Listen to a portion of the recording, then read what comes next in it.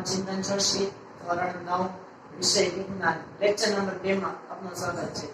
આપણે પાઠ 9 બળ તથા ગતિના નિયમો વિશે અભ્યાસ કરતા હતા, જેમાં પહેલા લેક્ચરમાં આપણે બળ વિશેનો ખ્યાલ છે એ સ્પષ્ટ કર્યો અને એમાં સંતુલિત બળ વિશે છે એ જોયું. તો આપણે સૌએ જાણ્યું અને સમજ્યું કે બળ એટલે તો કે પદાર્થને ધક્કો મારવો, ખેંચવું, ફેંકવું કે પદાર્થને આઘાત લગાડવો, એને આપણે બળ છે એ કહેતા હતા. એના આધારે આપણે બળને બે પ્રકારમાં વર્ગીકૃત છે, એક સંતુલિત બળ અને બીજું છે એ અસંતુલિત. એમાંથી સંતુલિત બળ વિશે આપણે છે જોઈ ગયા હતા, જેમાં આપણે x અને y વાળો દિશાવાળું પદાર્થના બોક્સવાળું ઉદાહરણ છે જોયું કે જો ભાઈ કોઈ પદાર્થને લાગતું બાહ્ય બળ હોય એ બંને દિશામાંથી સરખું લાગતું, એક સરખા મૂલ્યનો લાગતું હોય તો પદાર્થ છે એની ગતિમાન અવસ્થામાં ફેરફાર છે થવાનો નથી. એટલે આપણે સંતુલિત બળની વ્યાખ્યા છે કીધી કે કોઈ પદાર્થ પર લાગતા બાહ્ય બળના અસરને લીધે જો તેની ગતિમાન અવસ્થા છે કે એની જે કંઈ પણ ગતિની અવસ્થા છે એમાં કોઈ પણ ફેરફાર થતો ન હોય તો તેને આપણે સંતુલિત બળ છે એ કહીએ છીએ. હવે અહીંયા ગતિની અવસ્થા એવો શબ્દ આવે એટલે તમારે સમજી જવાનું કે એમાં બે અવસ્થાની વાત છે હોય છે, કાં તો પદાર્થની સ્થિર અવસ્થા અથવા તો પદાર્થની ગતિમાન અવસ્થા. એ બે અવસ્થાનો વાત છે એ પદાર્થની ગતિની અવસ્થામાં છે કરવામાં આવે છે. જ્યારે પદાર્થની ગતિની અવસ્થા કહે ત્યારે કાં તો પદાર્થ સ્થિર હોય અથવા તો પદાર્થ ગતિમાન અવસ્થામાં છે એ હોય છે. એટલે જ્યારે પણ પદાર્થ ઉપર આપણે સંતુલિત બળમાં એવું કીધું હતું, જ્યારે પણ પદાર્થ ઉપર એવા સંતુલિત પ્રકારનું બળ લાગતું હોય ત્યારે પદાર્થની ગતિની અવસ્થા છે એમાં કોઈ પણ જાતનો ફેરફાર થતો નથી. એને બાહ્ય બળ આપીએ છીએ છતાં પણ આપણને બળનું મૂલ્ય છે એ કેવું કીધું હતું, પરિણામી બળનું મૂલ્ય શૂન્ય છે એ કહે છે. શું કામ? કારણ કે આપણે બંને દિશામાંથી એક સમાન બળ છે એ લગાડતા હતા, એટલે કે પદાર્થમાં છે કોઈ પણ જાતનો ફેરફાર છે જોવા મળતો નહોતો, એની ગતિમાં કે એના સ્થાનમાં ફેરફાર છે જોવા મળતો નહોતો. એવા બળને આપણે સંતુલિત બળ છે એ કીધું હતું. આજે આપણે શું જોવાનું છે? અસંતુલિત બળ વિશે છે જોવાનું છે કે ભાઈ અસંતુલિત બળ છે એ બને કેવું. ફરીથી એક સામાન્ય ઉદાહરણ વાળા વાત છે કરીએ કે આપણા ઘરે કબાટ છે રહેલો છે. એ કબાટને આપણે ગતિ છે કરાવી છે, કબાટનું સ્થાન છે એ ખસેડવું છે. સ્થાન ખસેડવા માટે આપણે શું કરવું પડે? કબાટને ધક્કો આપવો પડે, કબાટને છે એ બળ છે લગાડવું પડે છે. હવે આપણે જે બળ લગાડીએ છીએ એના કારણે શું થાય છે? જે તે વસ્તુ કે જે કબાટ જ્યાં રહેલો છે ત્યાંથી એ થોડો ખસે છે. એ ખસે છે એટલે આપણે જોઈ શકીએ કે એનું જે સ્થાન હતું એ સ્થાન અહીંયા હતું, ત્યાંથી ફરીને અહીંયા તરફ છે એ ગયું. આપણે બળ લગાડ્યું એટલે એનું સ્થાન છે અહીંયાથી અહીંયા તરફ ગયું. મતલબ એની જે ગતિની અવસ્થા હતી એ ગતિની અવસ્થામાં શું આવ્યું? પરિવર્તન છે આવ્યું. કબાટ તો સ્થિર હતો, એને તમે બળ લગાડ્યું એટલે ધક્કો મેળ્યો એટલે ભાઈ આપણે જોઈ શકીએ એનાથી કે કબાટ છે એક જગ્યાએથી બીજી જગ્યાએ ગતિ છે કરે છે, એનું સ્થાન છે બદલાય છે. આપણે બળ લગાડ્યું એટલે એનું સ્થાન છે એ બદલાણ, એની ગતિની અવસ્થામાં ફેરફાર છે એ વસ્તુ આપણે છે એ જોઈ શકીએ છીએ. એવું જે બળ છે એને આપણે કેવું બળ કહેવાય છે? અસંતુલિત બળ છે કહેવાય છે. ફરીથી સંતુલિત બળને યાદ છે કરી, એમાં આપણે વ્યાખ્યા લખી હતી ત્યારે એવું વાત કરી હતી કે ભાઈ સંતુલિત બળ એટલે શું? કે પદાર્થને બાહ્ય બળ લગાડતા પદાર્થની ગતિની અવસ્થામાં કોઈ જ ફેરફાર થતો ન હોય તો એને સંતુલિત બળ છે કીધું. તો આપણે અસંતુલિત બળને શું કહી શકીએ કે જો કોઈ પદાર્થને કેવું બળ બહારથી આપીએ છીએ ને આપણે, એટલે એને કેવું બળ કહેવાય છે? બાહ્ય બળ. બાહ્ય બળ લગાડતા તે પદાર્થની ગતિની અવસ્થામાં શું થતું હોય? ફેરફાર થતો હોય તો તેવા બળને અસંતુલિત બળ કહે છે. ચલો અહીંયા આપણે સંતુલિત બળ અને અસંતુલિત બળ બેનો ફેર છે આપણને ખબર પડી જાય. આપણે સંતુલિત બળ હતા એમાં શું કહેતા હતા કે પદાર્થને બાહ્ય બળ લગાડતા તે પદાર્થની ગતિની અવસ્થામાં ફેરફાર થતો ન હોય એવો શબ્દ વાપર્યો હતો. ફેરફાર થતો ન હોય તો તે બળને આપણે કેવું બળ કીધું હતું? સંતુલિત બળ છે કીધું હતું. અહીંયા શું થયું છે? અસંતુલિત બળ, કે પદાર્થના બાહ્ય બળ આપીએ અથવા તો પદાર્થને બાહ્ય બળ લગાડીએ તો તે પદાર્થની ગતિની અવસ્થા છે એમાં ફેરફાર થતો હોય તો તેવા બળને આપણે અસંતુલિત બળ છે કહીએ છીએ. આપણે જે કબાટ વાળું ઉદાહરણ લીધું ફરીથી લઈએ, કબાટને તમે ધક્કો મારો છો એટલે શું થાય છે? એમાં એની ગતિની અવસ્થામાં ફેરફાર છે એ થાય છે, એનું સ્થાન છે એ પડે છે. એટલે એ જે બાહ્ય બળ આપ્યું એને આપણે કેવું બળ કીધું છે? અસંતુલિત બળ છે એ કીધું છે. અહીંયા અસંતુલિત બળની સાથે છે ને એક બીજું બળ છે કહેલું છે. તમે ઘર્ષણ વિશે શબ્દ છે સાંભળ્યો છે કે પદાર્થમાં ઘર્ષણ જે લાગે છે, વસ્તુ છે ઘસાઈ ગઈ છે, એવો આપણે શબ્દ છે વાપરીએ છીએ. ઘર્ષણના કારણે વસ્તુમાં ફેરફાર છે એ આવે છે. તો અસંતુલિત બળ અને એની સાથે ઘર્ષણ બળ છે જોડાયેલું છે. ફરીથી આ આપણે કબાટ વાળું ઉદાહરણ છે લઈએ કે ભાઈ કબાટ છે ખૂબ વજનદાર હોય, ભારેમાંથી કબાટ હોય અને મારી જો એકલો વ્યક્તિ છે ને ધક્કો મારવા જાય તો આપણે જોઈએ છે કે એકલો ધક્કો મારવા જાવ તો કબાટ છે ખસવાનો નથી. શું કામ? કારણ કે કબાટ છે એની સાથે જોડાયેલો છે, નીચે આપણે લાદીમાં કે કોઈ પણ બીજી સપાટી સાથે છે જોડાયેલો છે. જે તે સપાટી ઉપર વસ્તુ છે પડેલી છે એના કારણે એ સપાટીને જેટલું ઘર્ષણ બળ લાગતું હોય કબાટ ઉપર એના કરતા વધારે બળ છે આપવું પડે છે. એટલે મારાથી એકલાથી ધક્કો ન લાગે એટલે હું બીજા વ્યક્તિને છે બોલો, બીજો વ્યક્તિ આવે એ પણ મને મદદ છે કરે, છતાં પણ કબાટ છે ખસતો નથી. એટલે ત્રીજો વ્યક્તિ છે આવે, એ ત્રણેય ધક્કો મારે ત્યારે કબાટ છે ખસે છે. એટલે શું કે આપણે અસંતુલિત બળ છે આપવું પડે, પદાર્થને બાહ્ય બળ લગાડવું પડે, એની ગતિની અવસ્થામાં ફેરફાર છે કરવો પડે. પણ એનો ફેરફાર તમે ક્યારે કરી શકો? પદાર્થ છે જે તે સપાટી પર રહેલો છે, એ સપાટી દ્વારા પદાર્થ ઉપર કેવું બળ લાગે છે? તો કે ઘર્ષણ બળ લાગે છે. ઘર્ષણ બળના કારણે પદાર્થની સપાટી ઉપરથી છે ખસવાનો પ્રયત્ન છે કરતો નથી. આપણે બળ લગાડીએ છીએ છતાં પણ એ પદાર્થ ખસતો નથી. કારણ તો કે કારણ આપણે જે બળ આપ્યું છે એ બીજી સપાટી દ્વારા કબાટ ઉપર જે ઘર્ષણ બળ લાગે છે એના કરતા ઓછું બળ છે આપીએ છીએ, જેને લીધે પદાર્થ છે ખસતો નથી. એટલે આપણે શું કરવું પડે? પદાર્થને ખસેડવા માટે જે અસંતુલિત બળ આપવું છે કેવું આપવું પડે? જે બળ લાગે છે, જે સપાટી દ્વારા જે ઘર્ષણ બળ લાગે છે એના કરતા વધારે બળ છે એ આપવું પડે છે. તો તે પદાર્થ શું થશે? ગતિ છે એ કરે છે. એટલે અહીંયા આપણે ઘર્ષણ બળનો ખ્યાલ છે મેળવવાનો છે કે ભાઈ ઘર્ષણ બળ છે એ કોને કહેવું? તો અહીંયા જોઈએ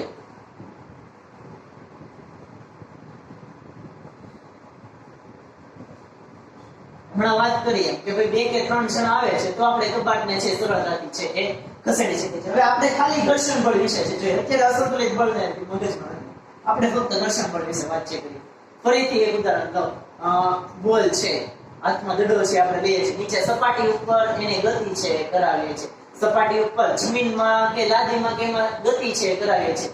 ગતિ કરાવી છે એટલે તમે જેટલા બળથી ગતિ કરાવો છો ત્યાં સુધી જાઓ છો, એ દડો છે અમુક અંતર સુધી ગતિ છે કરે, અમુક જગ્યાએ જઈ અને પછી તે ઊભો છે રહી જાય છે. હવે એવું શું કામ થાય છે કે ત્યાં ઊભો રહી ગયો? જો એની ઉપર એવી કંઈક તો ક્રિયા થઈ હશે ને જેના કારણે એ બોલ છે આગળ જઈને ઊભો છે રહી ગયો. જો એના ઉપર કઈ ક્રિયા થતી ન હોત તો તમે બળ આપેલો છે તો આપણે આમ જોતા રહીએ કે ભાઈ છેક સુધી દૂર સુધી દડો ગતિ જ છે કરે રાખે છે, જતો જ છે જાય છે. પણ એવું શું કામ થાય છે? તો એવું કારણ છે એ ઘર્ષણ બળ છે. ઘર્ષણ બળના કારણે એ દડો છે શું થાય છે? ત્યાં છે ઉપર રહી જાય છે. આપણે દડાને શું કરાવીએ છીએ? જે તે સપાટી ઉપર ગતિ છે કરાવીએ છીએ, ગતિ કરાવીએ છીએ. એ ગતિને લીધે દડો છે, દડાને આપણે બળ આપ્યું, બળ આપ્યું એટલે સપાટી પર ગતિ છે દડો અને સપાટી, જે સપાટી ઉપર આપણે દડાને ગતિ કરાવી છે એ બે સપાટી વચ્ચે સંપર્ક છે થયો. સંપર્ક થયો એટલે શું થશે? જે તે સપાટી દ્વારા દડા ઉપર પણ એક જાતનું બળ છે લગાડવામાં આવે છે. ઈ બળ કેવું છે કે દડાને આપણે જે ગતિ કરાવીએ છીએ એ ગતિ અવરોધતું બળ છે. એટલે કોઈ પણ પદાર્થ હોય એને એક ગતિ અવરોધક બળ છે એ બીજી સપાટી દ્વારા લાગુ પડવામાં આવે છે. ઈ જે ગતિ અવરોધક બળ છે અથવા તો પદાર્થને ગતિ કરવામાં અવરોધ ઉત્પન્ન કરનારું જે બળ છે એને આપણે કેવું બળ કહેવાય છે? ઘર્ષણ બળ છે એ કહેવાય છે. એટલે લખીએ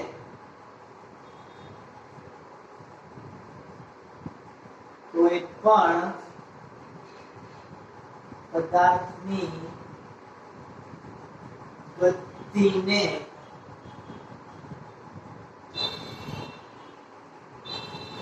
અવરોધતું બળ એટલે ઘર્ષણ બળ. આ તો એક વ્યાખ્યા થઈ. બીજા શબ્દમાં આપણે કેવું હોય તો આપણે શું કહી શકીએ કે દડાની સપાટી છે, દડો જે સપાટી પર તમે લાદીમાં કે જમીનમાં ફેંકો છો એટલે બે સપાટી વચ્ચે તે બળ છે લાગે છે. એટલે બે સપાટીનો જ્યારે સંપર્ક થાય છે ત્યારે બંને સપાટી એકબીજા ઉપર કંઈક બળ છે લગાડે છે. ઈ બળને કેવું કહેવાય છે? ઘર્ષણ બળ છે કહેવાય છે. એટલે આપણે બીજા શબ્દમાં શું લખી શકીએ છીએ કે બે ભિન્ન સપાટી, કેવી? બે ભિન્ન સપાટી વચ્ચે લાગતા બળને કેવું બળ કહેવાય છે? ઘર્ષણ બળ કહે છે. ઘર્ષણ બળના કારણે શું નુકસાન થાય છે? તો આપણે જોઈએ છીએ કે પદાર્થની ગતિ છે એ અવરોધાય છે. આપણે દડાને છે એ જમીન ઉપર ગતિ કરાવીએ છીએ એટલે જમીન દ્વારા દડા ઉપર બળ લાગે છે. જમીન દ્વારા દડા ઉપર બળ લાગે છે કેવું હોય છે? ઘર્ષણ બળ છે એ લાગે છે. એના કારણે શું થાય છે? હું યાલો આ દડો છે એને હું ગતિ કરાવું છું એટલે દડો કઈ બાજુ ગતિ કરે છે? આ સાઈડ ગતિ છે કરે છે. નીચે શું હોય છે? જમીન હોય છે. એની સપાટી ઉપરથી છે દડો ગતિ છે એ કરે છે.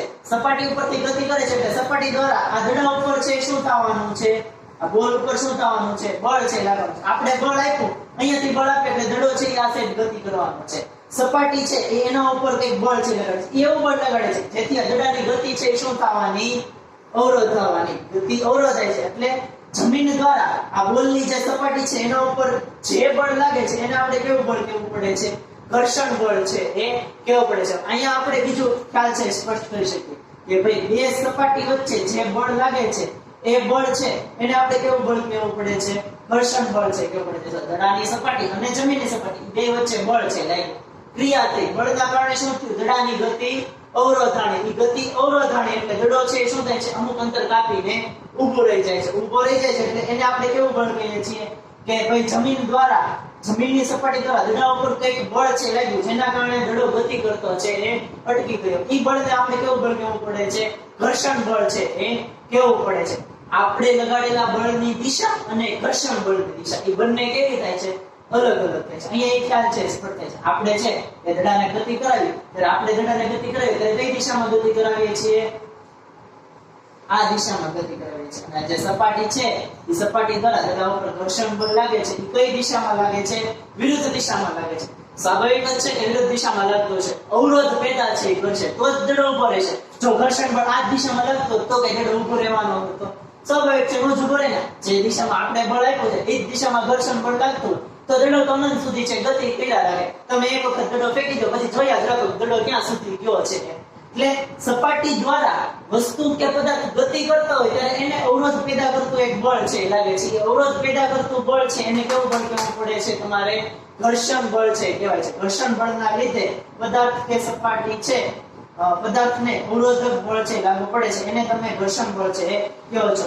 બે પદાર્થો કે બે સપાટીઓ વચ્ચે લાગુ પડતું બળ એને પણ આપણે કેવું બળ કહીએ છીએ? ઘર્ષણ બળ છે એ કહીએ છીએ. ઘર્ષણ બળના લીધે પદાર્થની ગતિ શું થાય છે? અવરોધાય છે. પદાર્થની ગતિ છે એ અટકે છે.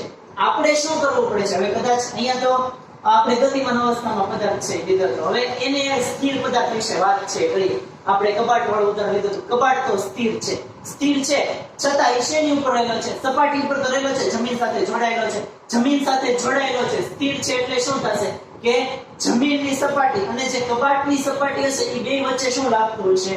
ઘર્ષણ બળ છે લાગતું છે. આપણે શું કરવું છે? કબાટને તે જગ્યાએથી છે એ ખસેડવો છે. ખસેડવા માટે આપણે શું કરવું પડે કે કબાટને છે શું આપવું પડે છે?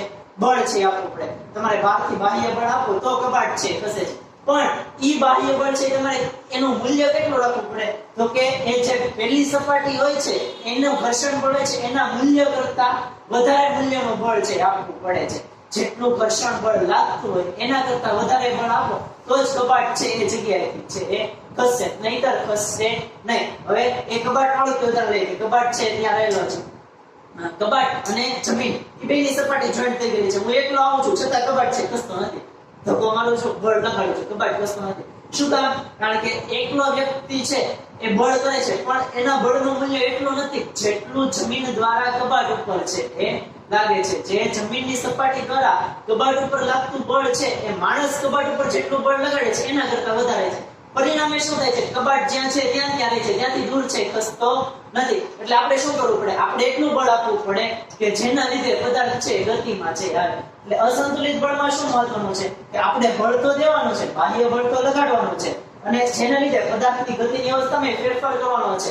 પણ એ બાહ્ય બળ કેવું આપવું પડે છે, તો કે ઘર્ષણ બળ કરતા વધારે, જેટલું ઘર્ષણ બળ હોય છે એના કરતા વધારે બાહ્ય બળ છે આપવું પડે છે. એટલું બાહ્ય બળ આપો તો જ પદાર્થ છે એ શું થશે, ગતિમાં છે એ આવશે, પદાર્થનું સ્થાન છે એ બદલાશે. વિદ્યાર્થી મિત્રો, અહીંયા આપણે બળ વિશેનો ખ્યાલ અને બળના પ્રકારો વિશેની સમજૂતી છે એ મેળવી લીધી. આપણને ખ્યાલ આવી ગયો કે બળ એટલે શું, તો કે પદાર્થને ધક્કો મારવો, ખેંચવો, ફેંકવો કે આઘાત કરવો, એને બળ છે કહે છે. એના બે પ્રકાર વિશે આપણે ભણી ગયા, સંતુલિત બળ અને અસંતુલિત બળ. સંતુલિત બળમાં આપણે એવું કીધું હતું કે બાહ્ય બળ લગાડતા પદાર્થની ગતિની અવસ્થા છે એમાં ફેરફાર થતો ન હોય તો એને આપણે સંતુલિત બળ છે કહીએ છીએ. અને બળ લગાડતા, બાહ્ય બળ આપતા જો એની ગતિની અવસ્થામાં શું થતું હોય, ફેરફાર થતો હોય તો એને આપણે અસંતુલિત બળ છે કહીએ છીએ. એની સાથે જ તે રિલેટેડ, એની સાથે સંકળાયેલો જે બીજો એક ટોપિક હતો ઘર્ષણ બળ, એ પણ આપણે છે જોઈ લીધો. બે સપાટી વચ્ચે જે લાગતું બળ છે એને ઘર્ષણ બળ કહેવાય છે, અથવા તો પદાર્થની ગતિ છે એને અવરોધતું બળ છે એને ઘર્ષણ બળ છે કહે છે. હવે આપણે જે જોવાનું છે એ કેટલાક વૈજ્ઞાનિકોએ બળ અને ગતિના ખ્યાલો છે રજૂ છે એ કર્યા હતા. આઇઝેક ન્યૂટન છે, ગેલિલિયો છે, એમાં આપણે પેલા ગેલિલિયોના પ્રયોગ વિશે વાત છે એ કરવાની છે. પણ એના પહેલા આપણે કેટલીક વ્યાખ્યાઓની સમજૂતી છે મેળવવાની છે, અને કેટલાક સૂત્ર છે જોવાના છે જે આ પ્રકરણમાં આપણને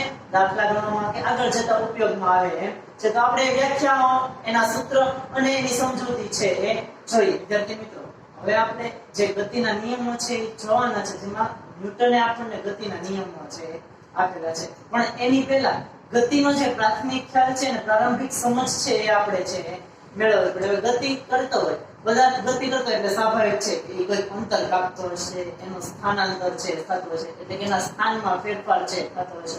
પદાર્થ કંઈક ઝડપ છે ધરાવતો હોય, પદાર્થનો વેગ છે હોય છે, પ્રવેગ છે, આ બધી ભૌતિક રાશિઓ છે એનો ઉપયોગ આપણે આ ચેપ્ટરની અંદર છે કરવાનો આવે છે. એના વિશે આપણે પ્રાથમિક ખ્યાલ છે એ મેળવવો પડે છે.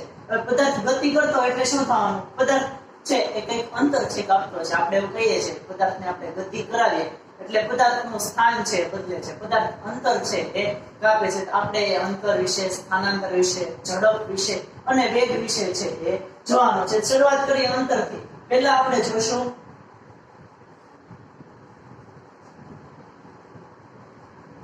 અંતર, કે ભાઈ અંતર છે એ કોને કહેવું. કોઈ એક પદાર્થ લો છું મેં, A થી B એટલો સ્થાન લીધેલો છે, વચ્ચે C સ્થાન છે લીધેલો છે.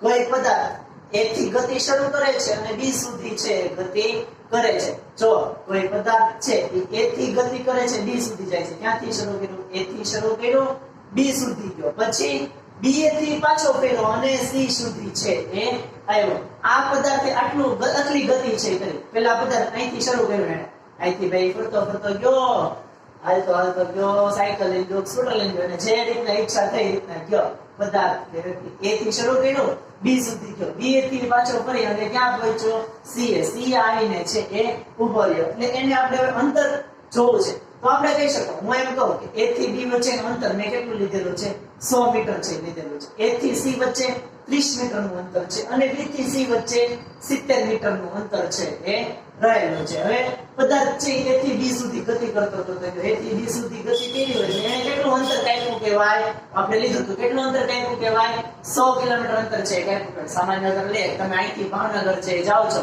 અહીંથી ભાવનગર જાઓ એટલે કેટલા કિલોમીટર અંતર કાપો, તો આપણે એમ કહીએ ભાઈ આપણે 100 કિલોમીટર અંતર છે કાપ્યું.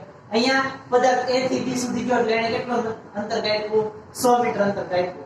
વધતા કરું, શું કામ, કારણ કે એને પાછો પીડો ભાઈ, અહીંયા ઉભો નથી રહ્યો, એને પાછો તળાજા આવવું હતું, ભાવનગર તો ગયો, ભાવનગર થી પાછો તળાજા આવ્યો એટલે 50 કિલોમીટરનું અંતર વધારે કાપ્યું. એટલે શું કે ભાઈ પદાર્થ B થી C તરફ પાછો છે આવ્યો. પહેલા A થી B સુધી ગયો, પછી પાછો B થી C છે આવ્યો. B થી C આવ્યો એટલે શું કહેવાય, એને 70 મીટર અંતર છે એ વધારે કાપ્યું. એટલે શું કહેવાય, પદાર્થે કાપેલું કુલ અંતર કેટલું થયું, 170 મીટર. આ સામાન્ય વસ્તુ છે, આ તમને ખ્યાલ છે એ આવે કે ભાઈ પદાર્થ છે પેલા ક્યાં હતો, A હતો, ક્યાં ગયો, B એ ગયો, ત્યારે કેટલું અંતર કાપ્યું હતું, 100 મીટર અંતર કાપ્યું હતું. પાછો B થી ક્યાં આવ્યો, C આવ્યો, ત્યારે કેટલું અંતર કાપ્યું, 70 મીટર અંતર છે કાપ્યું. તો પદાર્થે કુલ કેટલું અંતર કાપ્યું હશે તો કહેવાય કે ભાઈ 100 આ અને 70 આ એટલે કુલ 170 મીટર અંતર છે કાપ્યું. એના માટે એને ચોક્કસ સમયગાળો છે એ લીધો હશે ભાઈ 5 મિનિટની અંદર કે 7 મિનિટની અંદર. એટલે આપણે એવું કહી શકીએ કે નિશ્ચિત સમયગાળામાં પદાર્થે ચોક્કસ ગતિપથ, આ શું કહેવાય છે ગતિપથ છે લીધેલો છે, આપણે પથ લીધેલો છે, એક માર્ગ લીધેલો છે, એ માર્ગ ઉપર પદાર્થ ગતિ કરે છે. ચોક્કસ ગતિપથ ઉપર પદાર્થે એ ગતિપથ ઉપર કાપેલ લંબાઈને અથવા તો એ ગતિપથની લંબાઈને આપણે શું કહેવામાં આવે છે અંતર છે એ કહેવાય છે. એટલે આપણે લખીએ કે આપેલ સમયગાળામાં પદાર્થે કાપેલ ગતિપથની કુલ લંબાઈને શું કહેવાય છે તો કે અંતર કહે છે. ગતિપથની કુલ લંબાઈને અંતર છે કહેવાય છે. અહીંયાથી અહીંયા સુધી ગયો અને અહીંયાથી પાછો અહીંયા જતો. આપણે આમ જોઈએ ને કે ભાઈ પહેલા તો કે પદાર્થ અહીંયા હતો, પછી તો કે અહીંયા પહોંચ્યો, ભાઈ પહેલા એ ઉભો હતો પછી સી ઉભો. આપણે જોઈને એમ કહી દે કે ભાઈ પદાર્થે કાપેલું અંતર તો કે 30 મીટર છે, પણ ખરેખર એવું નથી. પહેલા પદાર્થ ક્યાં ગયો હતો તો કે A થી B સુધી ગયો હતો એટલે એને 100 મીટર અંતર કાપ્યું હતું. પછી તો કે B થી C સુધી આવ્યો એટલે એને 70 મીટર અંતર છે કાપ્યું હતું. એટલે કુલ કેટલું તો કે આ 100 અને 70 ગતિપથની કુલ લંબાઈ. ગતિપથ ઉપર એને કુલ કેટલું લંબાઈ છે કાપી ગતિપથની 100 અને 70 એટલે 170 મીટર અંતર છે કાપ્યું. એટલે ચોક્કસ સમયગાળામાં પદાર્થે ગતિપથ ઉપર કુલ 170 મીટરનું લંબાઈ છે એ કાપ્યું. એને શું કહેવાય છે એનું અંતર કહેવાય છે. એનો SI એકમ લઈએ. અંતરનો SI એકમ, અંતરનો SI એકમ શું છે મીટર. મીટર છે. હવે એમ તો કહેવાશે નહીં, આપણે ખાલી એમ કહી દે કે એને A થી B સુધી 170 છે કયો, પણ 170 શું કઈક એકમ તો દર્શાવવા પડે કે નહીં. તો એનો એકમ શું છે મીટર, કિલોમીટર, એવા મોટા એકમ છે. પણ સામાન્ય છે, સર્વસામાન્ય એકમ આપણે લઈએ છીએ SI એકમ. SI એકમ શું છે અંતરનો SI એકમ મીટર. અંતરને મુખ્યત્વે શેમાં માપવામાં આવે છે મીટરમાં માપવામાં આવે છે. હવે આ વાત થઈ અંતરની કે ભાઈ આપેલ સમયગાળામાં પદાર્થે કાપેલા ગતિપથની કુલ લંબાઈને અંતર છે એ કહેવાય છે. બીજું આપણે શું જોવાનું હતું સ્થાનાંતર. અંતર આવી ગયું, સ્થાનાંતર આવી ગયું. હવે અંતર કાપવા માટે આપણે કોઈ ચોક્કસ દિશા છે લેતા નથી. ભાઈ આ દિશામાં આટલું અંતર કાપ્યું, આ બાજુ આટલું ગયો, એને તો ગતિપથ ઉપર અંતર કાપ્યું આપણે છે એ કહીએ છીએ. હવે આપણે શું લેવાનું છે સ્થાનાંતર લેવાનું છે. સ્થાનાંતર એટલે શું ઈ જોઈએ. અંતર થઈ ગયું, આપેલા સમયગાળામાં ગતિપથની કુલ લંબાઈ એને અંતર છે કીધું છે. તો સ્થાનાંતર છે એ શું કહેવું. ફરીથી આ ઉદાહરણ લઈએ. પદાર્થ હતો પહેલા A થી B સુધી ગયો, 100 મીટર અંતર કાપ્યું, પાછો B થી C સુધી આવ્યો એટલે 70 મીટર અંતર કાપ્યું, 170 મીટર થયું. હવે સ્થાનાંતરમાં એને કેટલું અંતર કાપ્યું કેટલો ગયો એ જોવાનું નથી. સ્થાનાંતરમાં શું જોવાનું છે શરૂઆતમાં જ્યારે ઈ ઊભો હતો તો એને ક્યાંથી શરૂ કર્યું, ગતિની શરૂઆત ક્યાંથી કરી તો કે ભાઈ પહેલું સ્થાન છે લેવાનું છે, પ્રારંભિક સ્થાન છે એ કહેવાય છે. કેવું કહેવાય છે પ્રારંભિક સ્થાન. શું હતું A બિંદુ, B સુધી ગયો, પાછો C સુધી આવ્યો એટલે C છે એનું અંતિમ સ્થાન, છેલ્લું સ્થાન છે જોવા મળે છે. છેલ્લે ક્યાં ઊભો હતો તો કે અંતિમ સ્થાન C સુધી છે.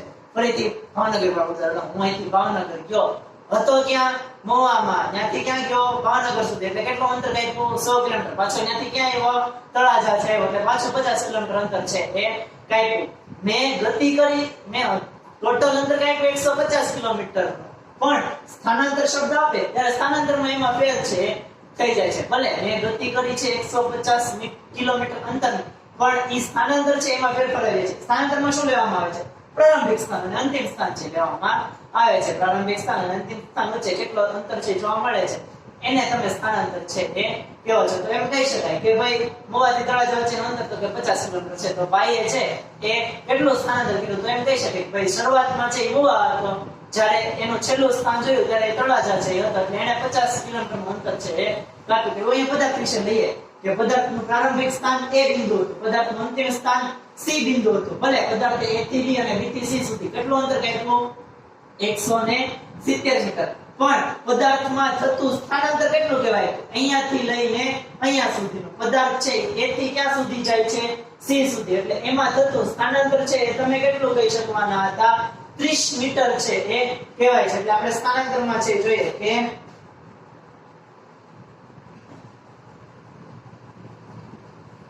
આપેલા સમયગાળામાં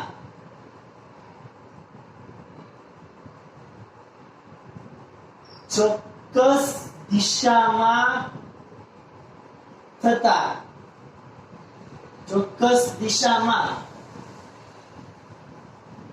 પદાર્થના સ્થાનમાં થતા ફેરફારને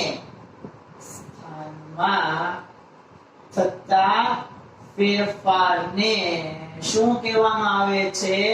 તો કે સ્થાનાંતર કહે છે. સ્થાનાંતરનો એસઆઈ એકમ થયો તો એનો એસઆઈ એકમ તે મીટર જ છે. સ્થાનાંતરનો એસઆઈ એકમ મીટર કૌંસમાં m છે. હવે આપણે જોઈએ બીજું જોઈએ જે અગત્યનું છે તે વેગ વિશે છે. જોઈએ હવે આપણે પદાર્થને ગતિ કરાવીએ છીએ. પદાર્થને ગતિ કરાવીએ એટલે શું થશે? પદાર્થને અંતર છે કાપશે, પદાર્થના સ્થાનમાં છે ફેરફાર થશે. પણ એ ગતિ કરવા માટે આપણે પદાર્થને જે ગતિ કરે છે ત્યારે કઈક ઝડપ છે શબ્દ વાપરીએ છીએ. આપણે સ્કૂટર લઈને જતા હોય કે કોઈ વાહન લઈ જઈએ ત્યારે એવું કહીએ છીએ કે ભાઈ વાહન છે 20 ની ઝડપે, 40 ની ઝડપે, મેથવા છે 60 ની ઝડપે બાઇક છે ચલાવે. એટલે કે આપણે એવું કહીએ છીએ કે જે તે વસ્તુ છે એ કલાકમાં આપણે માપીએ છીએ કે 1 કલાકની અંદર એટલું અંતર છે એ કાપે છે. આપણે કઈ જગ્યાએ સાંભળતા હોય કે ભાઈ આજે છે આ ટ્રેનની ઝડપ કે બસની ઝડપ, સ્કૂટરની ઝડપ 60 કિલોમીટર પ્રતિ કલાકની છે હતી. એટલે કે 1 કલાકની અંદર 60 કિલોમીટર અંતર છે એ કાપે છે. હવે એ જે ઝડપ છે એ સરેરાશ ઝડપના સ્વરૂપમાં લેવામાં આવે છે. એવું તો નથી કે તમે 100 કિલોમીટરનું અંતર કાપો છો તો એ એક ધારો 60 કિલોમીટર પ્રતિ કલાકની ઝડપે ચલાવો છો. રસ્તામાં ઘણી અડચણો છે, આવે છે વળાંક છે, સામેથી વાહન છે આવતા એટલે તમારે બ્રેક છે મારવી પડે, તમારી ઝડપ છે એ ઓછી કરવી પડે છે, ઝડપને વધારવી છે એ પડે છે. એટલે આપણે શું લઈએ છીએ? સરેરાશ ઝડપ છે એ લઈએ છીએ. હવે સરેરાશ ઝડપ લઈએ એટલે શું કરીએ છીએ? ઝડપમાં વધારો થાય છે, ઘટાડો થાય છે, વધારો થાય છે, ઘટાડો થાય છે. ઝડપમાં જે વધારો ઘટાડો થાય છે એટલે સમયગાળામાં પદાર્થના સ્થાનમાં જેટલો ફેરફાર થતો હોય એટલા ઈ સમયગાળામાં પદાર્થના સ્થાનમાં થતા ફેરફારમાં પણ વધારો ઘટાડો થાય છે. જો ઝડપ વધારે હોય તો એ સમયગાળામાં પદાર્થ છે વધારે ખસતો હોય, ઓછી હોય તો ઓછું છે ખસતો હોય. આજ લો કે ભાઈ 1 સેકન્ડ છે પેલા ઝડપ વધારે હતી એટલે 1 સેકન્ડ માટે લઉં છું. જો શબ્દ વાપરો છો 1 સેકન્ડ માટે. પેલા છે 1 સેકન્ડ માટે પદાર્થ છે એ 5 મીટરની ઝડપે ગતિ છે કરે છે. 5 મીટર પ્રતિ સેકન્ડની ઝડપે ગતિ કરે છે. એટલે એમ કહેવાય કે 1 સેકન્ડમાં કેટલું સ્થાનાંતર થાય છે પદાર્થનું? 5 મીટર સ્થાનાંતર થાય. પછી કઈક અડચણ આવી, બ્રેક મારવી પડી કે વાહન છે આવ્યું એટલે પછીની સેકન્ડ લો કે પછીની સેકન્ડમાં તો કે 3 મીટર સ્થાનાંતર છે એ થયું. 3 મીટર સ્થાનાંતર છે થયું. હવે આ બધું લો, ટોટલ કેટલી સેકન્ડ ગતિ કરી હતી? તો કે 2 સેકન્ડ. ટોટલ કેટલું અંતર કાપ્યું હતું? તો 8 સેકન્ડ. હવે હું સરેરાશ લઉં કે ભાઈ સરેરાશ ઝડપ કેટલી હતી? 2 સેકન્ડ. મારે શું કરવું પડે? 8/2 છે કરવો પડે. 8 મીટર છેદમાં 2 સેકન્ડ. એટલે હું શું કહી શકું કે ભાઈ એની ઝડપ કેટલી હતી? 4 મીટર પ્રતિ સેકન્ડ. આ એની ઝડપ છે થાય છે. આપણે શું કરીએ છીએ? ઝડપ વધારીએ છીએ અથવા ઘટાડીએ છીએ ચોક્કસ સમયગાળા માટે. ઝડપમાં થતો આ ફેરફાર અથવા તો સ્થાનાંતરમાં થતો આ ફેરફાર એને આપણે શું કહેવામાં આવે છે? વેગ તરીકે ઓળખવામાં આવે છે. કે ભાઈ પદાર્થના ચોક્કસ સમયગાળામાં પદાર્થના સ્થાનાંતરમાં થતા ફેરફારને શું કહેવાય છે? વેગ તરીકે ઓળખવામાં આવે છે. ચોક્કસ સમયગાળામાં પદાર્થના સ્થાનાંતરમાં થતા ફેરફારને વેગ કહે છે. લખીએ આપણે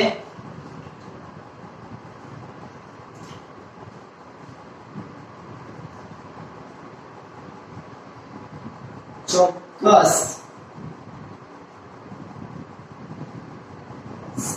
ગાળામાં પદાર્થના સ્થાનાંતરમાં થતા ફેરફારને વેગ કહે છે. શેના વડે દર્શાવવામાં આવે છે? તો વેગને છે એ v સંજ્ઞા વડે દર્શાવવામાં આવે છે. વેગને v સંજ્ઞા વડે દર્શાવે છે. એનો એસઆઈ એકમ લઈએ. વેગનો